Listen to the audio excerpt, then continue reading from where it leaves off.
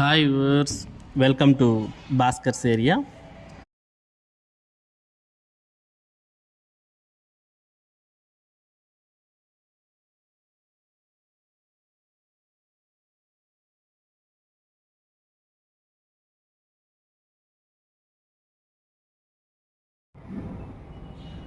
DSC notification సంబంధించి ఈరోజు ప్రభుత్వం వయో పరిమితిని 42 ఏళ్ల నుంచి 44 ఏళ్లకు పెంచుతూ ఉత్తర్వులు ఇచ్చింది.